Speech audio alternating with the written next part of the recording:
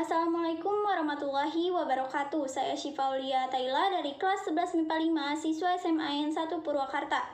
Di sini saya akan menjelaskan isi kandungan yang terdapat pada Quran Surat Yunus ayat 40-41 dan Surat Al-Maidah ayat 32. Pada surat Yunus ayat 40-41, Allah Subhanahu wa Ta'ala telah menjelaskan di dalam surat tersebut tentang adanya orang beriman dan tidak beriman, dan juga adanya orang yang suka membuat kerusakan dan tidak suka membuat kerusakan. Pada Quran Surat Yunus ayat 40 memiliki isi kandungan. Yang pertama, ada dua golongan manusia di muka bumi ini, yaitu golongan orang yang beriman dengan adanya Al-Quran dan golongan orang yang tidak beriman dengan adanya Al-Quran. Maksudnya, orang yang beriman dengan adanya Al-Quran berarti mereka juga beriman kepada Allah Subhanahu wa Ta'ala. Sedangkan orang yang tidak beriman dengan adanya Al-Quran berarti ia juga tidak beriman kepada Allah Subhanahu wa Ta'ala. Beriman atau tidaknya seseorang hanya Allah lah yang tahu mana golongan yang merusak dan mana golongan yang tidak merusak.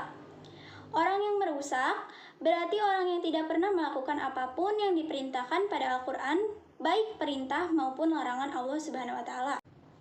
Lalu, pada surat Yunus ayat 41 memiliki isi kandungan. Yang pertama, amalan yang dilakukan oleh diri sendiri berarti untuk diri kita sendiri, sedangkan amalan yang dilakukan orang lain berarti untuk mereka masing-masing yang melakukannya. Yang kedua, kita tidak boleh ikut campur dengan urusan agama orang lain, begitupun sebaliknya. Kita sebagai umat Islam tidak dapat memaksa orang lain untuk ikut campur pada urusan agama kita. Yang ketiga, kita tidak diperbolehkan memaksa kehendak pribadi kepada orang lain sekalipun itu hal baik.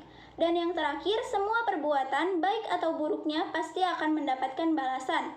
Oleh karena itu, alangkah baiknya jika kita menjaga perbuatan kita agar tetap sesuai dengan ajaran agama Islam dan menghindari semua larangan Allah Subhanahu wa Ta'ala.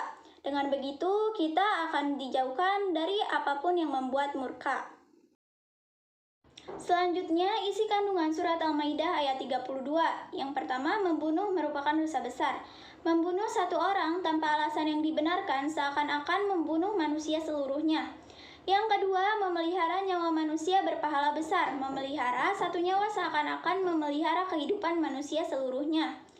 Yang ketiga, surat Al-Maidah ayat 32 ini menunjukkan bahwa Islam mengajarkan umatnya untuk menjaga kehidupan dan menjauhi tindak kekerasan. Dan yang keempat, Allah telah mengutus para rasul dengan membawa keterangan yang jelas, termasuk mengajarkan untuk menjaga kehidupan dan memperingatkan agar menjauhi tindak kejahatan. Dan yang terakhir, ayat ini juga berisi hinaan dan kecaman atas Bani Israel yang suka melampaui batas dan sering membunuh tanpa sebab yang dibenarkan. Sekian penjelasan isi kandungan yang terdapat pada surat Yunus ayat 40-41 dan surat Al-Maidah ayat 32. Mohon maaf bila ada kesalahan, semoga bermanfaat bagi kita semua. Wassalamualaikum warahmatullahi wabarakatuh.